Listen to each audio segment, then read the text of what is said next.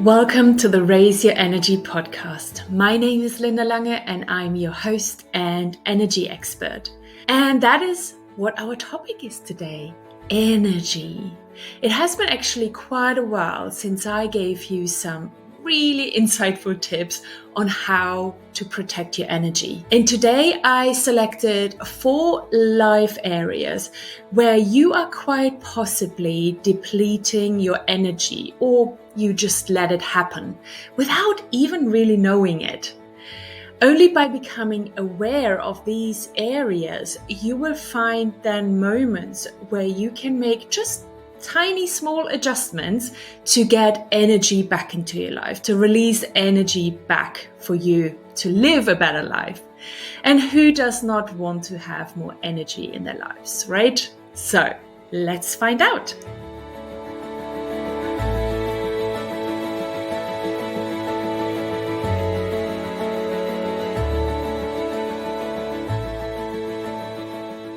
For years, I have lived my life always feeling tired and exhausted. Sometimes I already felt tired just getting out of bed and starting my day. My life was this constant battle of trying to have enough energy to just get through the day, but then to just literally crash exhausted onto the sofa every evening just to wait until I could go back to bed again. The thing is that I thought that was normal. That is how it feels like. This is how your life looks like when you spend a lot of energy on your job, on work, having a career. So never did I consider that I could feel differently. How can I, if I don't know how it could feel differently? How does it actually feel like to have more energy again? And all of the other symptoms that resulted from my low energy, like bad moods, frustration, self-judgment, or self-pity, were again just symptoms of a busy lifestyle, or so I thought. I'm sharing this with you today of how I felt, or how it felt for me, because I want you to become aware, just in case you are in a similar situation and feel like this. I want everyone who is living a life like that to wake up to the possibility of living a different life, a life where you actually do have energy, where you don't crash at some point during your day, and where you don't get frustrated for feeling tired and exhausted all the time. If you do feel like that, then hear me when I say that this can be changed. Over the years, I have changed a lot to be the person that I am now. But I know that at the beginning of my transformation, I started with little changes. And these little changes quickly compounded up to huge transformations in my life. And they had a huge impact. And they gave me, of course, proof as well that it works. And they gave me bits and bits and bits of energy back into my life for me to keep going and keep transforming myself. So what I'm saying is that you don't have to make huge changes straight away for this to work. It's just not necessary. Small adjustments over time compound to bigger changes inside of you. And every little adjustment that you make releases immediately energy back into your life to keep going and for you to live already a more energized life straight away. I want to share with you 4 areas in your life that you might not recognize as being areas where your energy levels get highly impacted. Most people are just not aware of those. So they don't look in these areas to make changes there. Makes sense, right? So I'm not going to share with you the typical areas that other people tell you to concentrate on to protect your energy or to increase your energy. These typical areas are nutrition, work-life balance, better sleep, moving yourself, so exercise, And they are all very obvious and well-known areas where you can make changes to have more energy. Absolutely. But as I said, the 4 areas that I'm going to share with you are often overlooked. But the possibility for you to waste or lose energy in those areas is truly immense. But before I get to share those with you, let me briefly set the scene around energy. Everything is energy. Everything in this reality that we're living in, this 3D world, including your body, is made up of 99.999999999% energy. And everything that is happening in this 3D reality, in this continuum of space-time, is an exchange, a transformation of energy. Energy is never really lost. It's only just being transformed or changed into something else. And a typical exchange of energy is, for example, the interaction with people. Everything we think and feel is energy. Each one of our thoughts in our mind is energy with a particular frequency. You can imagine like a radio station. Every thought has an own radio station that it's dialed into. You might hear this information about energy now for the first time in your life, or you might have heard this many times before. But just go along with me here, because this will help you to be open to the information that I'm going to share with you today. So let's get into it. The first overlooked area where we spend a lot of our energy is in the interaction with people. Any interaction with someone else is a transfer or an exchange of energy. Oh, probably both, a transfer and an exchange. And that can be very helpful or not so helpful. But of course, today we are concentrating on what depletes our energy, so the less helpful version of energy transfer. So let's look at all the times that can be the case. An interaction lowers our energy as we interact in a way that makes us feel lower vibrating emotions, or what we call negative emotions. If we in our interaction with others complain, or we gossip, or we judge others, or we make excuses, we blame others, we have low vibrating thoughts and feelings during this interaction. And as we're spending time in this low energy while we're doing it, it has obviously an impact on our overall energy levels. Being engaged with behaviors like that create these negative thoughts and emotions, drains our energy levels. And we don't even have to be a contributing party to it. Even if we don't say anything, but we are part of that conversation, we are part of it kind of happening, it lowers the vibes and it influences our energy if we are just not used to protect ourselves from something like that. It literally means that you can take on the lower vibrational energy from other people. You can be literally sucked into the drama of others and deplete your own energy levels, even if you're not part of that drama at all. The best advice, of course, is to refrain from behaving in such a way. And if possible, distance ourselves as well from situations where others are complaining, blaming, judging, making excuses.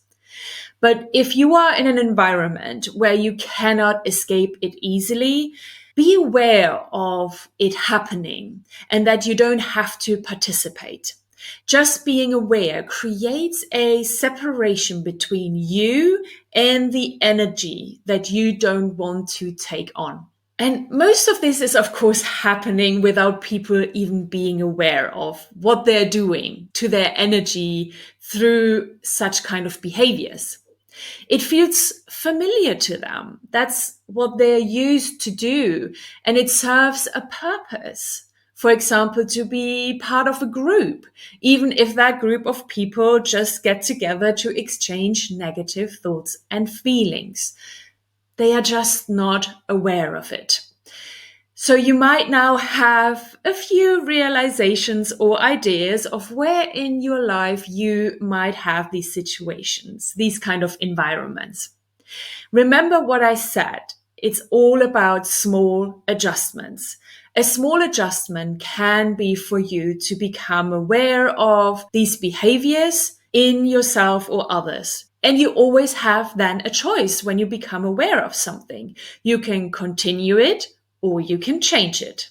And every time you catch yourself or someone else and you stop and decide to talk about something different, for example, it's a win. You shifted your energy, and that will have an impact on the energy levels available to you for enjoyment of your life, for example. Remember, small changes compound over time to huge transformations. The second life area that is often overlooked and can influence your energy and vibration is all the information that we interact with. Predominantly the information we consume, for example, the news, social media, listening to the radio while mindlessly driving to work, and all the TV shows we watch on TV. Think about what I just told you about the interaction with people and apply the same to the interaction with information that you consume. It's the same rules. If you watch and consume information that has low vibrations and create negative emotions and thoughts inside of your body and mind, then it lowers your energy levels.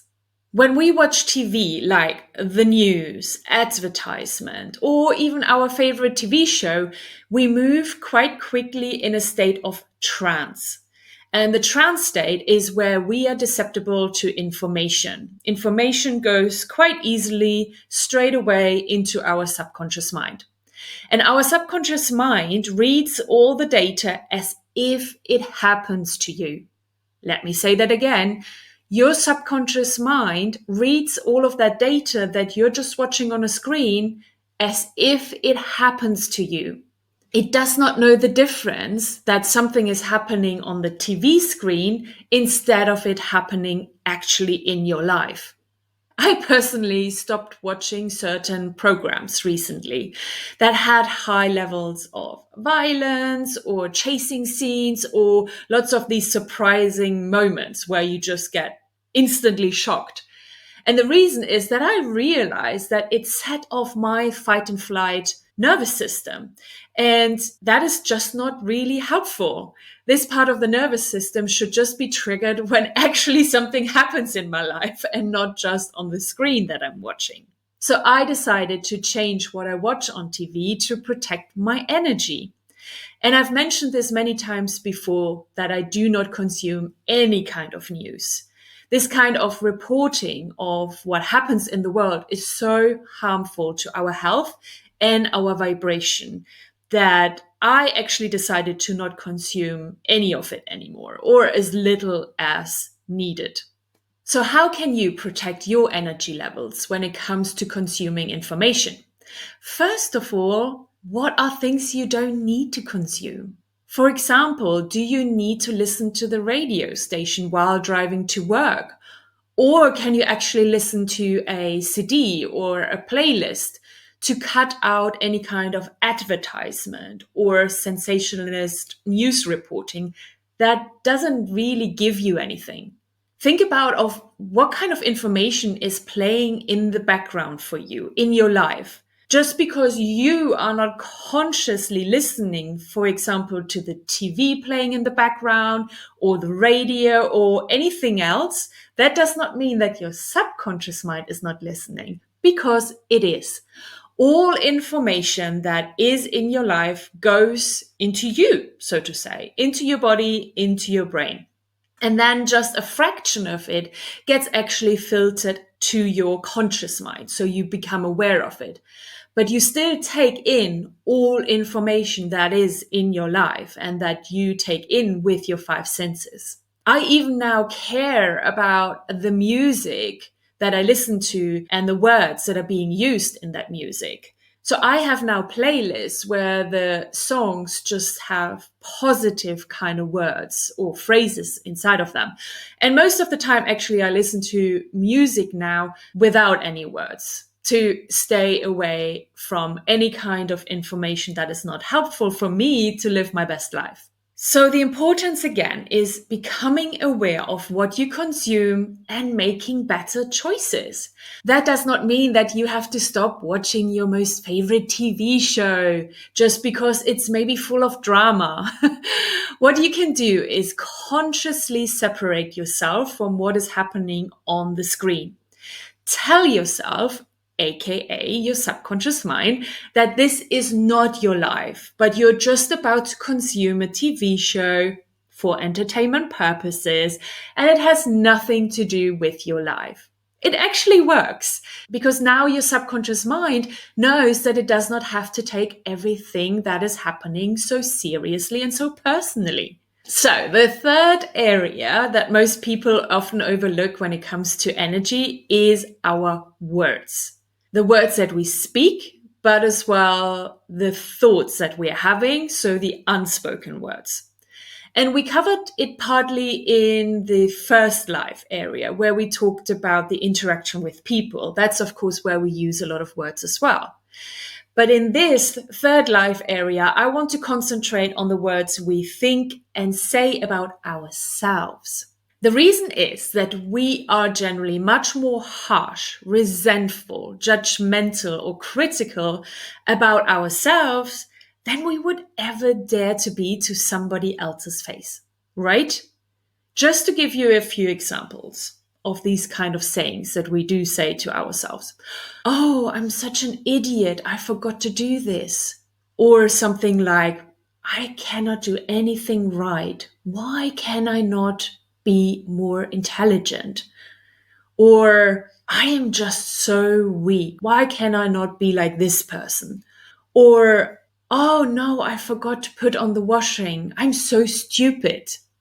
We say lots of these kind of things automatically. They became familiar to us, and it's just now a normal way of speaking to ourselves. But we would never say most of these things to our partner, to our spouse, to our children, to our parents, right? So remember how I said that everything is energy. And so are our words that we think and that we say out loud. They have a frequency. There is a really cool experiment to showcase this better done by Dr. 𝐂𝐇𝐀𝐏𝐿. You can find various videos on this on YouTube or Google. And in these experiments, they either put a glass of water on a written word. So they write down a word and put a glass of water on top of it. Or a glass in itself has particular words engraved into the glass. Or they play a tape where somebody says a particular word. And then afterwards, they look at the water structure under a microscope. And the molecular structure of the water shows beauty, coherence, and the most brilliant patterns that you can imagine when it was influenced by positive words like love, peace, and appreciation. But then the structure completely changed and turned into kind of just a blob with no patterns, no coherence, no brilliance, when they were influenced by negative words like hate or sick. And we know that our bodies are mostly made up of water, right? So you can see on that experiment of how words that we think and say actually influence our energy inside of us, and therefore as well the energy levels that we have available. So become aware of how you speak to yourself and what you have become accustomed to. Just by bringing awareness again to it, you can actually stop it. You can say things differently or even speak more positively and appreciative to yourself. How about that? The fourth and the last life area that we want to cover today is the state of being that most people are living in, which is the state of stress. We think we need to be busy, to be successful, to be seen as successful by others, or just to be seen as a valuable part of society. But by being in that state of stress, it depletes our energy a lot. We all know now that most of our illnesses are the results of a high stress lifestyle. And even if living under stress might not make everyone seriously ill at some point in their life, it for sure has an impact on everyone's energy levels. The sad thing is that we are not really aware that we are in a constant state of stress. I was not aware of it just a few years ago, but I know that it was a reason why I burned out and always felt so tired and exhausted, because I was in a constant stress situation and I had low energy levels. I first of all had to learn what it actually means to get out of that stress response and how do I actually even get into that stress response. And now I'm teaching this to my students in the Change Your Mind, Create New Results program because it is so important. When we know how to move out of stress, we can move into a state of recovery. That's where we actually create energy for ourselves. So the state of stress depletes and drains our energy, and the state of recovery lets us refill our batteries. Makes sense, right? But most people don't even know how. So if you are somebody who would love to learn how to get energy back into your life, then find all of the information about my program below this video. You can learn everything you need to know and the tools to manage your energy in just one weekend.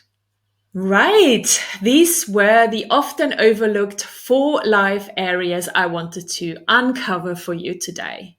Number 1 was the interaction with other people. Number 2 was the interaction with information. Number 3 was how you think and speak about yourself. And number 4 was living constantly under stress. Okay, that's all I have for you today on the topic of energy. Let me know if this was helpful and what you think about it.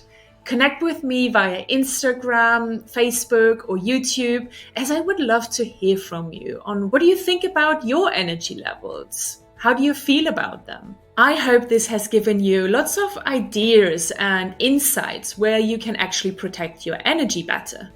Wouldn't it be fun to have tons of energy available again?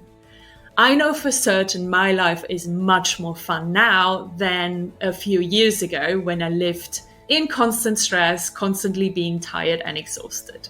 Thank you so much for watching this video today. Make sure you subscribe and leave a thumbs up for me. I would really appreciate it. And with that, I love you and leave you. Talk soon and bye-bye.